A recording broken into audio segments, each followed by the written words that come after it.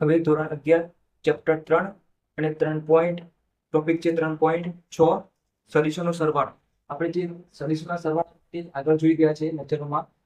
સદિશોનો સરવાળો એક આલેખની રીતે જોઈ ગયા હતા, તેમાં ત્રિકોણની રીત અને સમાંતર બાજુ ચતુષ્કોણની રીત જોઈ ગયા છે.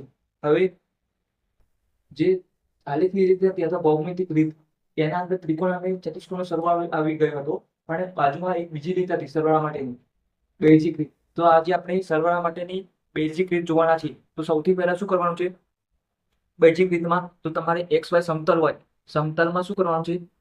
સમતલમાં A અને B સદિશ તારવી લેવાના છે. શું કરવાનું છે? A અને B સદિશ આપેલા છે.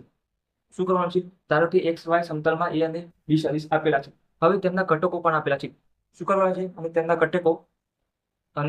ઘટકો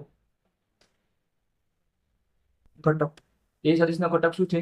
A સદિશનો ઘટક AX અને AY તથા Y માટે B માટે BX અને BY આપેલા છે. આ એના ઘટકો છે.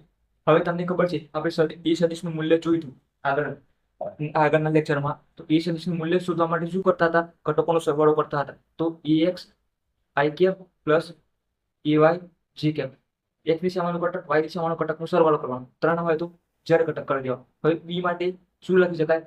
BX I cap plus BY J cap. આ સરવાળો થઈ ગયો અને A સદિશ મળી ગયો. હવે તમારે સરવાળો કરવો છે. અહીંયા આપણે સદિશોનો સરવાળો જોઈ ગયા હતા. તો A સદિશ પ્લસ B સદિશ અને R મળતા હતા. હવે તમારે સરવાળો કરવો છે. તો સરવાળો અને તેનો સરવાળો R હોય તો સરવાળો શું કરવાનો છે? R. સરવાળો કરતા R મળે તો R ઇઝ ઇક્વલ ટુ શું થાય? A પ્લસ B કરો, A પ્લસ B. હવે આ બંનેનો સરવાળો કરવાનો છે, A સદિશ અને B સદિશનો. તો અહીંયા A સદિશનું મૂલ્ય લખી દો, અહીંયા B સદિશ. તો અહીંયા A સદિશનું મૂલ્ય શું છે? AX I cap plus AY J cap. આ થઈ ગયું. હવે તે રીતે B નું લખી દો, તો VX I cap plus BY J cap. આ મળી ગયું. હવે તમારે સરવાળો કરવાનો હોય તો તમારે ઘટકો લખવાના છે. શું કરવાનું છે? ઘટકો નજીક લખવાના. તો અહીંયા ઘટકો એટલે અહીંયા દિશાવાળા લખવાના, દિશા સમાન હોવી જોઈએ. I cap J cap J cap આ રીતના. તો I કેપ વાળું નજીક લખવાનું. તો શું કરવાનું? I cap. તો અહીંયા AX I કેપ. હવે I કેપ વાળું શું છે? B છે. તો VX I કેપ. આ થઈ ગયું. હવે સરવાળો છે બધું. તો અહીંયા AY, હવે J કેપ વાળું લખવાનું. તો AY J કેપ પછી અહીંયા શું છે? BY J cap. તો J કેપ વાળું થઈ ગયું. તો હવે શું કરવાનું? અહીંયા I કેપ કોમન કરી લઈએ. તો AX પ્લસ BX કૌંસ પૂરું ને I કેપ. તેવી જ રીતે અહીંયા J કેપ કોમન કાઢી લઈએ. તો AY પ્લસ BY કૌંસ પૂરું અને અહીંયા J કેપ કોમન કાઢી લો. તો આપણે જોઈ ગયા છે. તો A પ્લસ B કરો તો અહીંયા શું છે? A plus B. તો તમને શું મળતો હતો? R મળતો હતો. પણ અહીંયા AX છે, અહીંયા AX પ્લસ BX છે. શું છે? BX. તો અહીંયા શું મળે? RX. શું મળે છે તમને? RX. તો તમારે અહીંયા શું લખી લેવાનું? RX લખી લેવાનું. પણ I કેપ એમને લખી દો. અહીંયા શું લખશું? RY J cap. તો અહીંયા તમને R મળી જશે. શું મળી જશે? R મળી જશે. તમે RX બરાબર શું લખી શકો છો? RX માટે લખ્યું છે તેવી રીતે તમારે Y માટે પણ લખી દેવાનું. AY plus BY is equal two RY. આ રીતનું તમારે ચાર કરીને આ લખી દેવાનું. શું કરવાનું? જ્યાં આ થઈ ગયું.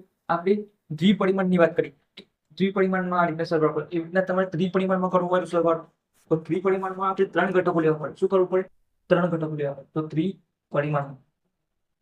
ત્રિપરિમાણમાં વાત કરીએ તો A ની વાત કરીએ. એનું જેમ લખ્યું તેવી રીતે લખવાનું છે. તો અહીંયા એનું લખ્યું તો અહીંયા શું થાય? EX I cap plus AY J cap plus AZ K cap. થાય કે ના થાય? AZ K cap. તેવી રીતે B નું લખો. B નું તો VX I cap, BY J cap અને BZ K કેપ. આ ત્રિપરિમાણમાં 3 ઘટકો થઈ ગયું. હવે સરવાળો કરવાનો છે. તો સરવાળો કરો તમને આ જ રીતે સરવાળો કરવાનો. એક I કેપ વાળું ભેગું કરવાનું, J કેપ વાળું અને K કેપ વાળું ભેગું કરવાનું. સરવાળો કરીને જ બતાવું. તો અહીંયા R સદિશ ઇઝ ઇક્વલ ટુ A સદિશ પ્લસ B સદિશ. અહીંયા EX I cap plus AY J cap plus AZ K cap. આ થઈ ગયું. હવે VX I cap plus BY J cap અને BZ K કેપ. આ થઈ ગયું. B માટે છે, A માટે છે. હવે I કેપ વાળું નજીક લખી દેવાનું. EX I કેપ પછી અહીંયા BX I કેપ વાળું પછી સરવાળો છે.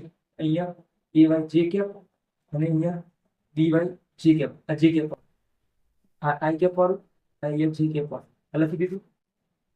હવે અહીંયા કે કેપ વાળું એ ઝેડ કે કેપ અને અહીંયા B Z K cap Z કર.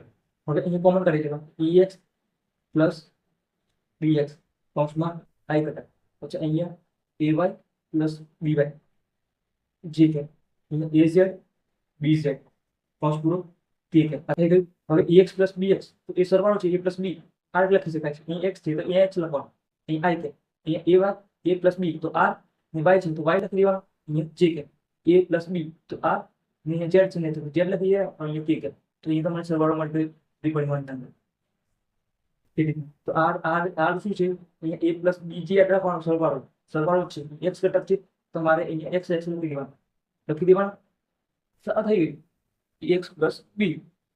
આ રીતે તમારે યાદ રાખવાનું છે. થઈ ગયું. હવે એક એક્ઝામ્પલ જોઈ લઈએ.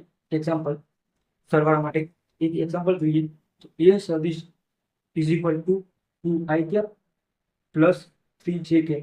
હવે એમસીક્યુ ના અંદર પૂછાય તો તમારે શું કરવાનું, b સદિશ is equal to 3i cap plus અહીંયા 6j કેપ. આ થઈ ગયું. હવે સરવાળો કરવાનો છે તો આ બંનેનો સરવાળો કરો તમને આ સદિશ મળે. સરવાળો તો આપણે શું કરતા હતા, i કેપ નો સરવાળો કરતા હતા. i કેપ 3 ને 5 3 ને 2 ને 3 5 i કેપ 3 ને 6 9 કેપ. આ થઈ ગઈ સરવાળો. ડાયરેક્ટ સરવાળો કરો, આ રીતના બીજું કરવાનું ના હોય. આ તમે સીધું સરવાળો કરો છો તો 2 3 આ ભણીને આવી ગયા છે 2 3 5 બસ જ કરવાનું છે. અહીંયા શું લખ્યું છે i કેપ લખ્યું છે તો અહીંયા i કેપ નો સરવાળો થાય. i cap plus j cap નો સરવાળો ના થાય તો i કેપ નો સરવાળો કરવાનો, અહીંયા તમને 5 મળી જશે. શું મળી જશે, 5 મળી જશે. તો આ રીતના તમારે સરવાળો કરવાનો. પછી તમારે આગળ સરવાળો ના બેવાનું 2i cap 3j cap 3i cap 6j cap આપણને નજીક લાવવાના બધું લાંબી રીત થઈ. તો i કેપ નો સરવાળો તો ખાલી ખોટું શું કરો, લાંબી રીતે લખવાનું. આપણે જે સરવાળો શીખાયેલા છે એવી જ રીતે કરવાનું. તો 2i cap plus 3i cap 5i cap 3j cap 6j cap direct સરવાળો પણ શીખી લેવાનું. શું કરવાનું, ડાયરેક્ટ સરવાળો શીખવાનું. આપણે જે આપણે શીખેલા આપણે જ છે, આડું કરવાની જરૂર નથી. આડું જ્યારે આપણે થિયરી કરતા હોય ત્યારે જ આડી રીતે ગણવાની હોય. હવે આપણે જે એમસીક્યુમાં કરતા હોય શોર્ટ એમસીક્યુ કરતા હોય તો થોડું બધું લખો કે ડાયરેક્ટ સરવાળો કરવાનો. i કેપ સરવાળો ડાયરેક્ટ 5 જ લખવાના હોય, 3 ને 6 9 લખવાના ડાયરેક્ટ. આ તો લખવાનું ના હોય એમસીક્યુ ના અંદર ડાયરેક્ટ જ કરવાનું. તો આ રીતના એક એક્ઝામ્પલ જોયું તો અહીંયા જ્યારે ઘટક પણ આપેલું હોય. શું આપેલું હોય, 2j કેપ 2 k કેપ 2 અને 1 k કેપ તો શું થાય 3 k કેપ. આ રીતના ત્રિપરિમાણ તો એને સરવાળો કરવાનો છે. તો અહીંયા આપણું લેક્ચર પૂરું થાય છે. સદિશોનો સરવાળો આપણે બેઝિક જોઈ લીધું છે. તો ફક્ત i કેપ એક દિશામાં હોય એનો સરવાળો થાય, i કેપ નો સરવાળો થાય, j કેપ નો સરવાળો થાય, k કેપ નો સરવાળો થાય. i અને j નો સરવાળો ના થાય. તમે આ દિશામાં જાઓ છો અને આ દિશામાં જાઓ તો બંનેનો સરવાળો ના થાય. અને એક દિશામાં હોય તો સરવાળો થાય. આ રીતનો સરવાળો કરવાનો હોય છે.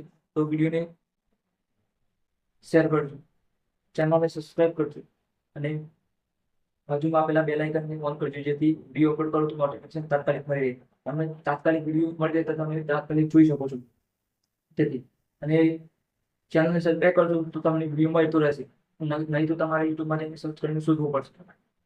એટલે ચેનલને સબસ્ક્રાઇબ કરજો અને ટેલિગ્રામ ચેનલમાં જોઈન કરજો, જ્યાં તમને વિડીયોની લિંક પણ મળતી રહેશે અને બીજું મટીરિયલ રહેશે.